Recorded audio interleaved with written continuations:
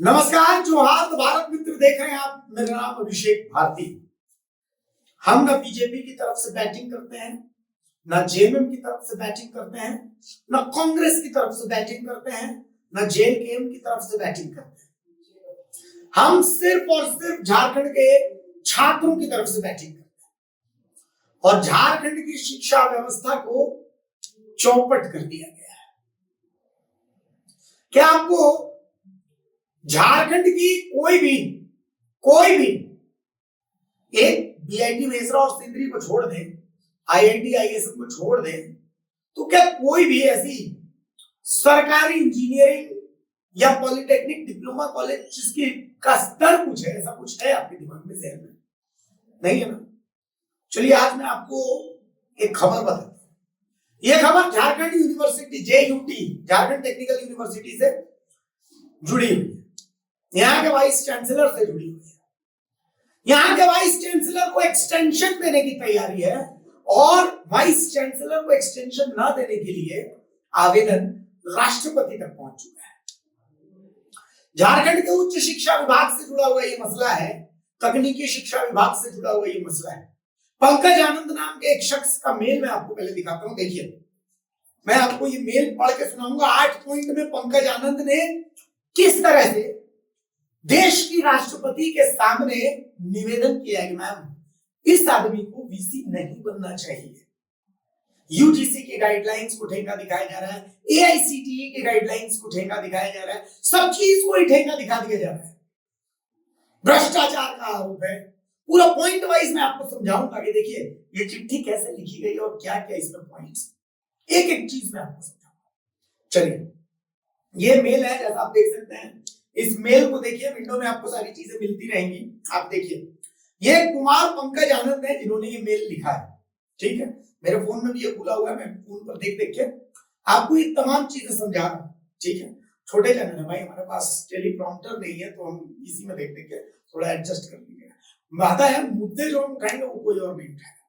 ठीक, चलिए अब जब आप देखेंगे तो इसमें देखिए ये चीफ मिनिस्टर झारखंड और इसको सीसी को भेजा गया है, सीएस झारखंड इनको भेजा गया है, तो बहुत लोगों को ये भेजा गया। क्या है इसमें देखिए, एनेक्सर है झारखंड तकनीकी शिक्षा सेवा नियमावली का, एनेक्सर डीएनडी पीडीएफ, बहुत सारी चीजें। और अब पॉइंट्स में मैं आपको समझाता हूं। देखिए, सब्जेक्ट है representation seeking withholding of any proposal of extension of the tenure of professor DK Singh, vice chancellor Jharkhand university of technology, जिसको जेयूटी कहते हैं।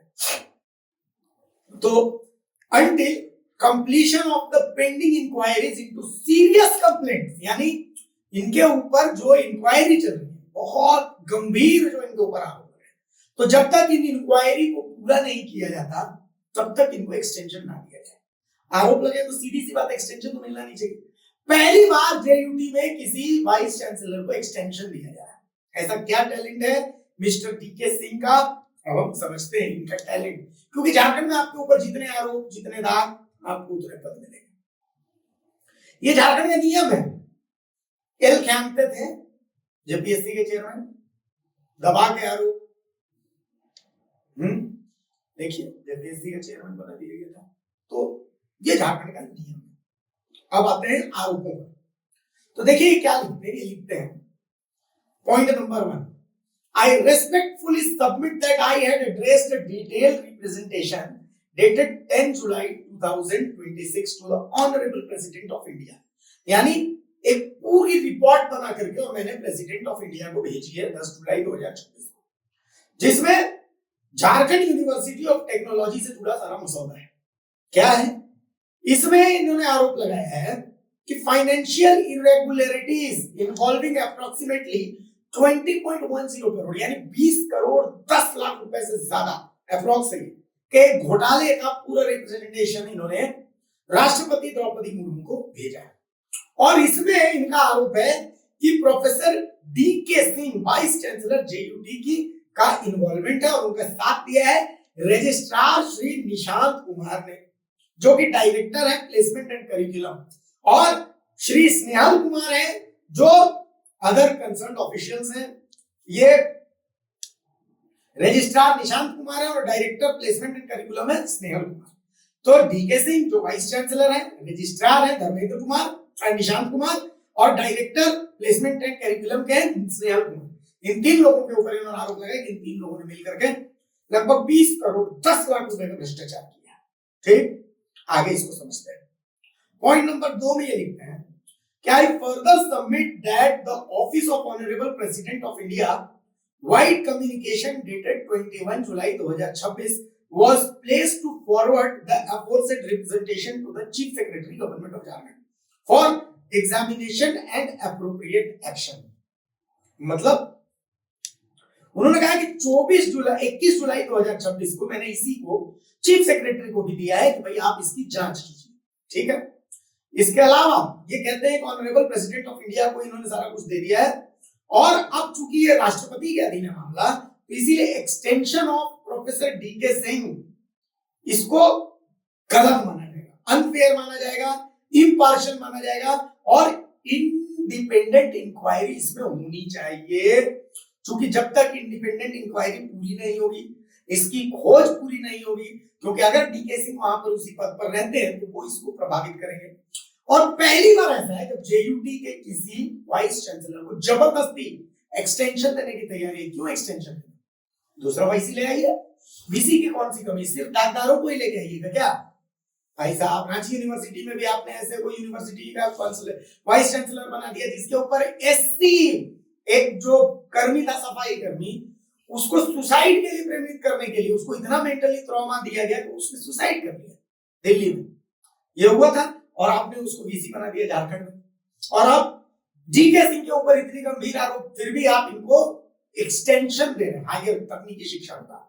आगे देखिए, इसमें पॉइंट नंबर जो 4 है वो लिखता है कि competent authorities questioning the validity of the educational qualification and the acquisition of higher academic degree by Professor D.K. Singh during his tenure as a government servant।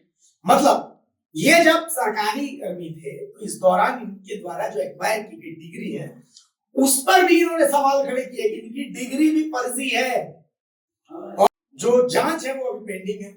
5वां पॉइंट ये लिखते हैं कि any proposal for extension of the tenure of professor DK Singh, एकदम इसको छोड़ दीजिए, क्योंकि राष्ट्रपति के पास मामला है, इनकी डिग्री पर सवाल है, इनके ऊपर भ्रष्टाचार के गंभीर आरोप है, 20 करोड़ 10 लाख रुपए के भ्रष्टाचार का आरोप है।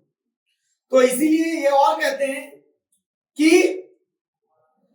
डीके सिंह जो है वो पहले इनका वेरीफाई कीजिए कि इन्होंने सारी परमिशन ली है स्टडी लीव के लिए, एनओसी इनके पास है कि नहीं है, प्रायर गवर्नमेंट अप्रूवल है कि नहीं है, क्योंकि ये तमाम चीजें यूजीसी की गाइडलाइन के तहत जरूरी है। तो आप इनको वाइस चांसलर कैसे बना, क्योंकि वाइस चांसलर जो भी बने वो यूजीसी की गाइडलाइन के तहत बने, तो ये भी गंभीर आरोप है। इसके अलावा ये कहते हैं कोई भी पुराना vice chancellor, none of the previous vice chancellors of Jharkhand University of Technology was granted an extension upon completion of their tenure। तो फिर इनके ऊपर ये मेहरबानी क्यों, किसी भी पुराने वाइस चांसलर को अब तक एक्सटेंशन नहीं दिया गया, तो इनमें ऐसा कौन सा टैलेंट है कि इनको जबरदस्ती एक्सटेंशन दिया जा रहा है।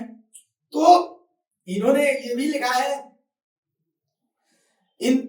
during the course of inquiry it is found that any officer processed, recommended or approved the proposal for extension without due consideration of the pendency of serious complaints or without complaints with the applicable statutory provision, the role of such officer may also kindly be examined। मतलब कोई भी अधिकारी अगर इनके extension के लिए चिट्ठी लिखता है, कोई भी एक्सटेंशन के लिए, इनके एक्सटेंशन के लिए अगर आवेदन करता है, पैरवी करता है, तो उस अधिकारी की भी जांच होनी चाहिए। ये भी ये कह रहे हैं। तो आखिर वो कौन सा अधिकारी है तकनीकी शिक्षा विभाग का, उच्च शिक्षा विभाग का, जो चाहता है कि डीके सिंह ही झारखंड यूनिवर्सिटी ऑफ टेक्नोलॉजी के वाइस चांसलर बने रहें, इतने गंभीर आरोपों के बाद।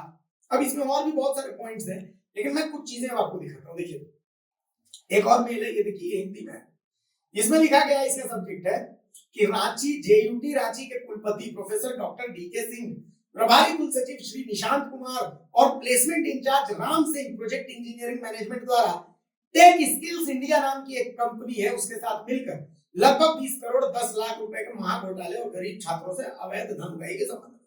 अब कैसे ये लिखते हैं आप समझिए इसको। ये इन्होंने आवेदन दिया और आवेदन में कुछ पॉइंट्स है, वो पॉइंट्स में आपको बता देता हूं। घोटाले का गणित समझिए। कुल 67,000 छात्र हैं, इसमें गणित यही बताया गया है। अब जेयूटी से संबंध जितने भी एफिलिएटेड कॉलेज हैं, इन कॉलेजों को अगर आप गिन लेंगे तो इस यूनिवर्सिटी में 67,000 छात्र। तो 67,000 छात्रों के ऊपर इन्होंने प्रेशर बनाया। क्या प्रेशर बनाया, क्या प्रोग्राम था? इनके ऊपर प्रेशर बनाया कि टेक इंडिया स्किल्स नाम की एक कंपनी है, इनको इंडस्ट्रियल ट्रेनिंग पर ले जाना चाहती है, इंडस्ट्रियल विजिट पर ले जाना चाहती है। तो हर छात्र को एक निश्चित अमाउंट देना पड़ेगा। अब इन छात्रों की मजबूरी समझिए। पॉइंट नंबर 2 में ये लिखते हैं कि 40 घंटे का एक प्रोग्राम था जिसके नाम पर हर छात्र से 3,000 रुपए वसूले गए। तो कुल छात्र संख्या को देखते हुए सीधे 20 करोड़ 10 लाख रुपए हो जाता है। अब हर छात्र को 3,000 रुपए इसमें देना नहीं। आपको इंडस्ट्रियल ट्रेनिंग में जाना ही जाना है, नहीं जाने का तो सवाल ही नहीं है। आप नहीं जाइए तो हम आपको मानसिक रूप से प्रताड़ित करते हैं। अब समझिए कि झारखंड के गरीब छात्र जो है वो ई कल्याण और अन्य सरकारी छात्रवृत्तियों के भरोसे अपनी तकनीकी शिक्षा पूरी करते हैं, जो कि नहीं मिल रहा है। ये छात्र जाए कहां? इनके ऊपर प्रेशर बनाया जा रहा था कि नहीं मिले चाहे नहीं मिले 3,000 रुपए लेके आओ। तो उनकी छात्रवृत्ति की गाड़ी कमाई को इस ट्रेनिंग के नाम पर सुनियोजित तरीके से लूटा गया, यह आरोप लगाया। इतना ही नहीं, इसमें यह कहा गया कि पंजीकरण और भुगतान करने की अंतिम तिथि 10 जुलाई 2026 दोपहर 2 बजे तक तय की गई थी। इतने कम समय सीमा को देखकर नाजायज धन उगाही पर जोर दिया जा रहा है। सरकारी यूनिवर्सिटी के नाम और राजकीय लोगों का दुरुपयोग करके 20 करोड़ 10 लाख रुपए की भारी भरकम वित्तीय गबन और तानाशाही आदेश से राज्य के छात्र समुदाय अत्यंत आक्रोशित है, और होना भी चाहिए। सरकारी कॉलेज में हम क्यों जाते हैं? कम फीस लगेगी, अच्छी गुणवत्ता की शिक्षा मिलेगी, यही सोच के जाते हैं। नहीं तो हम पीआईटी सिंदरी और पीआईटी मिश्रा में भी तो नहीं जा सकता, हमारा कोटा खा गया तो कोई आवाज नहीं उठाया। तो खैर, जिसके पास पैसा होता है वो तो अपने बेटे को बेंगलोर, दिल्ली, हरियाणा इधर भेज देता है। नहीं पैसा रहता तो उसका बेटा पॉलिटेक्निक करता है, डिप्लोमा करता है।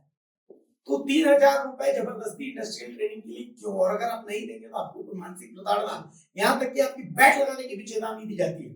तो आप समझिए, इतना खुलासा कर दिया गया है। और आपको मैं ये लोगो दिखाता हूँ, देखिए इसके साथ ये इंडस्ट्रियल विजिट किया, ये जो बनाया गया मेल में इसको अटैच किया गया। देखिए, ये देखिए टेक स्किल्स इंडिया का ये पूरा दिया गया है कि इसके तहत आपको सर्टिफिकेशन प्रोग्राम है।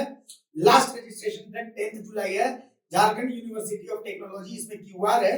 ये कंपनी कौन सी है? Tech skills India. किसकी कंपनी है? किसको बेनिफिट पहुंचाने के लिए छात्रों पर इतना प्रेशर डाला गया? और इतना ही नहीं, अभी और इनकी डिग्री पर भी सवाल है। जो धर्मेंद्र कुमार ने प्रोफेसर डॉक्टर डीके सिंह की डिग्री पर सवाल उठाए, वो भी आप देख सकते हैं कि इसमें क्या है। इसमें आवेदन दिया गया है, तो आवेदन में क्या लिखा गया है देखिए, आगे आप आएंगे तो लिखा गया है कि झारखंड तकनीकी विश्वविद्यालय जेयूटी के कुलपति डॉक्टर धर्मेंद्र कुमार सिंह की शैक्षणिक योग्यता से संबंधित कथित अनियमितताओं, पद के संभावित दुरुपयोग और सुश्री प्रीति राज के प्रकरण में निष्पक्ष जांच को प्रभावित करने संबंधी आरोपों को स्वतंत्र और उच्च स्तरीय जांच कराए जाने के संबंध में। मतलब इसमें लिखा गया है कि कुलपति डॉक्टर धर्मेंद्र कुमार सिंह द्वारा प्रस्तुत रिज्यूमे में सेवा अवधि के दौरान पीएचडी उपाधि अर्जित किए जाने का उल्लेख है। मतलब ये जब जेयूटी के कुलपति रहे, उसी दौरान जेयूटी के कुलपति रहने के दौरान इनके ऊपर आरोप है कि इन्होंने सेवा अवधि के दौरान जो है वो अपनी पीएचडी की डिग्री ली।